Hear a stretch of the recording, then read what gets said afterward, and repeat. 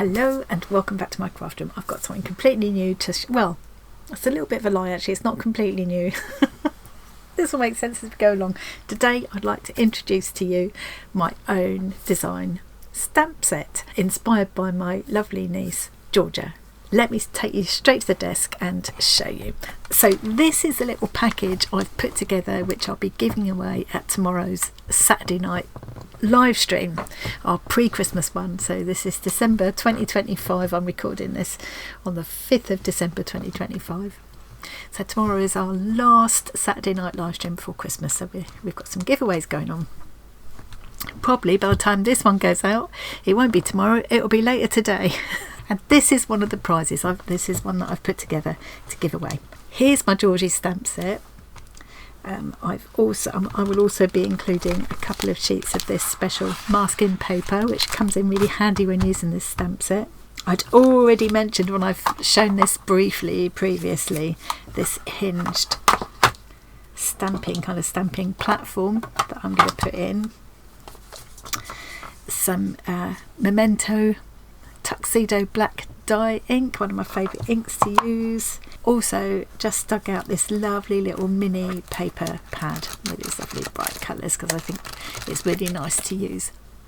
Pattern papers along with these stamps as well, and these are nice small size prints, so they work really well for these smaller images. So that is going to be the prize pack for tomorrow. Let's put these bits and pieces out of the way. This is my own Georgie stamp set. Let's get one layer of plastic out of the way. It's a clear polymer stamp. Okay, so at this point I managed to bash my microphone and didn't realise I'd lost the audio for the rest of the video, so I'm going to do my best to cobble this together with a voiceover, and I hope it all makes sense. So I was just about to explain to you that this is a clear polymer stamp. They're really easy to use, no cutting and sticking and fiddling about. You just peel them off the backing and mount them onto a stamping block. You'll see me using a stamping platform later on, which does make things easier. Or there's the hinged one like I'm putting in the prize pack, but you could just use a normal handheld stamping block, absolutely fine. That's all I had when I first did these stamp sets. The back of the stamps are naturally sticky and will retain that for years. These will last for years if you look after them. You just wipe them off I just wipe them off after use and let them dry. You can wash them in warm soapy water if you need to, especially if you've got like glitter on them or anything like that. And as long as you then store them on the carrier and make sure they're flat, don't let them get all creased up or anything, they'll last for years. If they do ever lose that stickiness on the back, then again a wash in warm soapy water will bring it right back. I think I'm also explaining here how all of this stamp design was inspired by my niece Georgia, as well as the whimsical girl. There's also the butterflies because she loves butterflies. She's even got butterfly tattoos. There's the hearts because she's such an affectionate girl. There's the musical notes because she loves to sing. There's the glasses there, because when she was a little girl she had to wear these corrective glasses for a while when she was tiny, and she looked so adorable in them. And of course now I've got my nose and glasses logo, but I didn't have that at the time when I designed this stamp set. So I've also put the little stitch designs in there as well, just because I thought they were fun. There's a photo corner there and daisies. I wanted to do a flower, and that's my favourite. And I think all of those little elements are nice motifs to use in all kinds of projects. The other thing that's a bit you can see me starting to peel off, show how to start using this stamp now. But the other thing that you might notice is that the arms and legs are disembodied from the main part of the girl, and that's so you can stamp her out in all different positions, and that's where the masking paper comes in. But you'll see that later. So here I'm showing how you just peel it off. It's naturally sticky on the back. And will stay that way. It just I don't know how it works, but it will stay that way. As I say, if it ever loses that stickiness, just a wash in warm soapy water will bring that back. And then you need to stick it on some kind of stamp block. So I'm just going to stick this. This is a really standard, straightforward stamp block. I bought a set of these quite cheap, and they last for like ever. I think I've got a set in all different sizes. And then you would just need to ink it up with your ink pad and stamp it onto your paper or fabric or whatever you're stamping on. I'm just showing you a couple of different kinds of stamping blocks here. any of them will work. Need to be big enough to take the main part of the girl.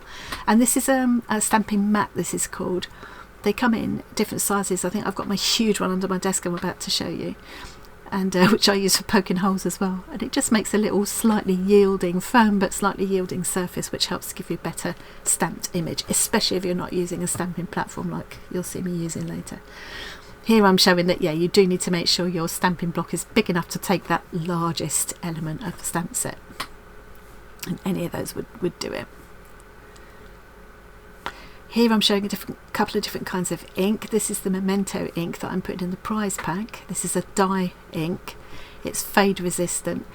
It's pretty much water resistant, especially if you heat set it, but I wouldn't use watercolours over the top of it. What it's really good for is spirit markers, so alcohol based markers like Copics and things like that you can use over the top and it won't smudge at all. But you can't use watercolours, say, with it, or water-based markers. So for that I would use a pigment ink, like this one is an example, and I like that VersaFine for stamping on fabric as well, but I'll show that later. So you just need to pick the right ink for what you're doing. I think here I'm explaining that you need some kind of masking. I've got masking paper there. I'm going to put 2 or 3 sheets of that in with each stamp set and in with the prize pack. But if you haven't got that, you can just use ordinary sticky notes like this, these post-it notes. This is a cheap knockoff version of post-it notes. The only thing is that they've only got that strip along the top, so you need to be careful to stamp in such a way that you've got a bit of sticky on the piece too. But you'll see that in a minute. I've also found you can get these rolls of sticky. It's like post-it notes, but it's on a roll, and the whole of the surface has that stickiness. So that's quite handy, and that is big enough for anything I would want for this set. And you just peel off the bit you want and stamp on it, and yeah. Fine liner is also handy for filling in, completing the hair, or filling in bits that you've just sort of slightly misstamped. These sand erasers are really handy to have nearby, just in case you get a little smudge of ink somewhere. They will actually take it off the surface of the paper, which is really good. And then I've got this normal, it's just a normal eraser, because I've read a tip that it's quite good to just rub that over the surface of a stamp the first time you use it, because sometimes when you use these for the first time you don't get a perfect impression, and it's because of a kind of coating on the stamp. It's not always a problem, but sometimes it is, and I don't want anyone being put off because they use it the first time and they don't get a good impression. So yeah, I haven't tried this before. I've just tried washing and drying it before if it's been a problem. Some people just say rub your hand over it. You know, it's just something to take that coating off, I guess. But yeah, this time I thought I'd try this eraser trick, and in fact it does work out really well. So nice and easy. So I'm using my stamping platform. This is a Tim Holtz one I got a few years back. It cost me about 20 quid, but I thought it was a bargain at the time, a lot cheaper than the Misty version. But I was very pleased to find that one that I've put in the prize pack for, I think it was about 6 quid on Amazon, 6 something. So I think you'll be able to use it in the same way. And Cass was saying that you can put 2 sheets of like acrylic together and hinge them together with tape and use them in the same way. But you can definitely just use the ordinary stamp blocks as well, and you will see me using them too in a minute. So I'm just holding my paper in place with the magnets that come with the stamping platform, because you want it to stay put so that you can re-stamp over it if you need to. And I think I'm probably explaining there that you can do the same thing with that little hinged one that I'm putting in the pack. Absolutely no idea what I'm talking about here. Oh, probably that's where I'm saying that Cass was saying about putting the 2 sheets together. So here I'm peeling off that largest part of the stamp set, and I'm just saying, just be careful, especially this first time you peel it off. It'll be well stuck on. Just be gentle how you pull it off. You don't want to tear it. And you can see there a bit more what she's going to look like. And now you need to make sure that you put it down on the paper, sticky side up if you're using one of these platforms. It's believe it or not, I think I'll do it later in this video. I actually put it the wrong way up. Yeah, so you either pop it straight on the stamping block like I showed earlier with the butterfly, or you do it this way with a stamping platform. and then I just take the ink pad to the stamp rather than the other way around and just tap all over to give it a good coat, and then press down. And with these polymer stamps, unlike, well, I'm just showing a thing that you can use there to press down if you've got one of these. They're quite a nice way, and less painful on your hand. But you can just use the heel of your hand like I'm doing there. But with these polymer stamps, you don't want to press too hard. They're not like the solid rubber stamps. You don't want to squish them too hard because you'll make the line, you'll spoil the line on them. Looks like I got a good impression there, but I think I'm going for it again just to get an even clearer line. Sometimes if I'm using this kind of a stamp for art journaling, I will deliberately, I'll use a grey ink even, or stamp really lightly because I just want a faint impression. It depends on what you want to do, but this time I want a nice, clear, clean impression, so I'm going over it again. That's the big advantage with these stamping platforms. You can just go straight over it, and it will stamp in exactly the same place. And I'm just wiping off. I'm using a re-wetted baby wipe. So I found a sachet of all dried up baby wipes. I don't buy them anymore, I don't believe in them. You could just use a clean damp rag would do, just to wipe them off. And now, while I've still got a bit of ink on that stamp, I'm just stamping out the dress part onto that post-it note. Again, wiping it off and putting it back on the carrier. And I'm cutting out that that mask there. So I've just created a mask for the dress. So now I can put the arms and legs on. And the arms are identical but kind of mirror images of each other. So you can either put them, you can put either arm palm up or palm down depending on what kind of effect you want, and you can put it in whatever position you like. So this time I'm going to put one arm palm down like that,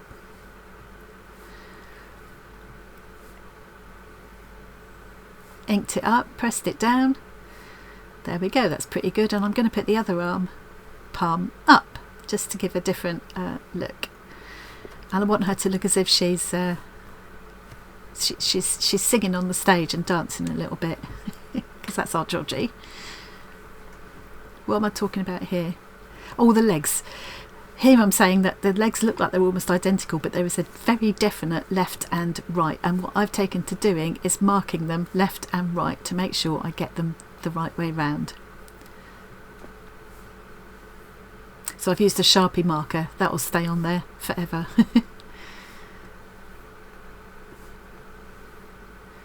And I've stamped them over the top of the mask there. Oh, and I'm just putting another piece of the sticky paper in there, the stick-it note paper on there, and using what's left, the ink that's left on that stamp of the legs, just to make myself a mask of the legs. So you can see it's come out very faint, but it's enough for me to be able to cut those masks. It doesn't need to be a clear image, so there's no need for me to waste ink by re-inking them again. Now I'm peeling off the mask, and you can see, ta-da! You've got the arms and legs, and I've sort of put one leg sort of kicked out like that to make it look like she's dancing a bit. But you could have her just standing still. You could have them both out if you wanted. She could be doing jumping jacks if you like. Just showing the paper that I'm going to put in with the stamp sets, and showing that, you know, you stamp on that white part, the yellow part is the carrier sheet. You could put your masks back on the carrier sheet and use them again and again. Here I'm using one of the stitched parts, and I've curved it because it's quite narrow, so you can curve it, and I'm just stamping that to create a kind of piece of ground for her to stand on. I don't think I did the best job of that. I think I would take more time usually, and I know I'm going to cock up here because I put the glasses on crooked, haven't I? I can't get my head, when I'm recording, I can't get my head quite over it properly. You can see there, you can see those are crooked, but never mind. It's fine.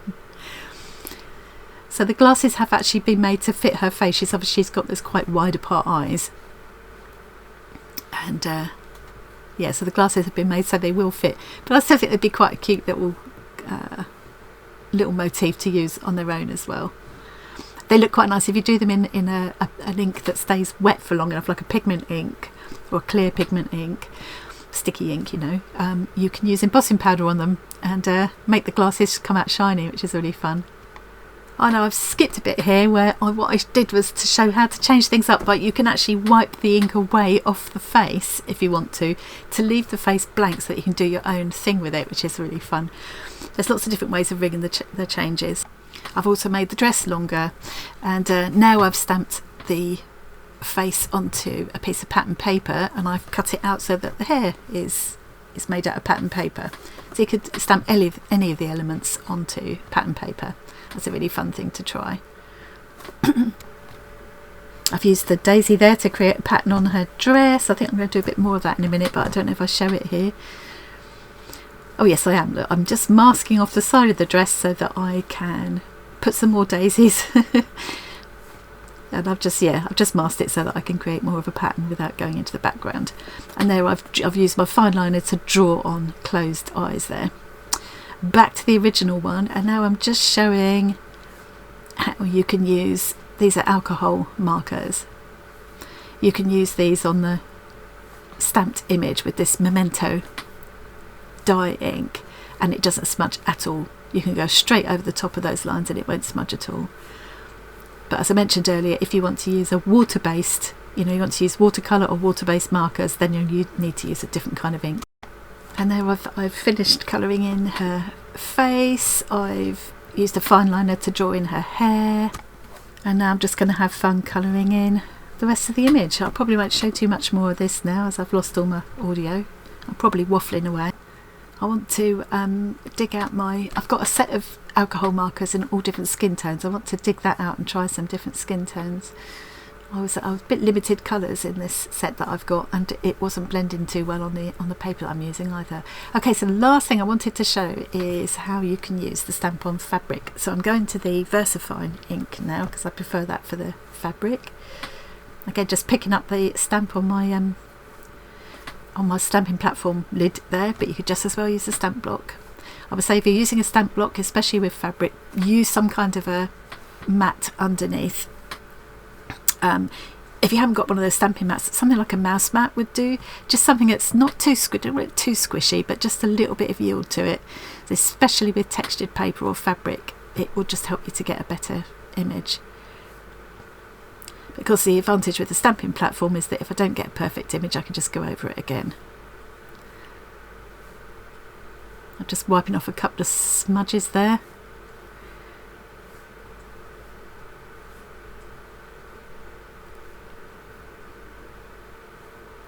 Giving it a bit of a press, but as I say, don't press down too hard on these clear polymer stamps because the lines will go skew with. And you can see there, that's okay. That's probably okay. I could leave it like that to stitch into, and that might be absolutely fine if I'm going to outline stitch it or whatever, or if I'm going to stamp on different kinds of fabric to apply to it. But I decided I want to get a better impression. So I go over again. That's better. And now I've made a mask again, put my legs on in a slightly different position this time.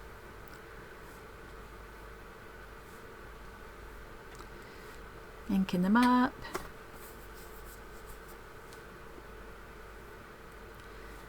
It's a very juicy ink pad, that one. Keep getting ink everywhere and having to wipe it off.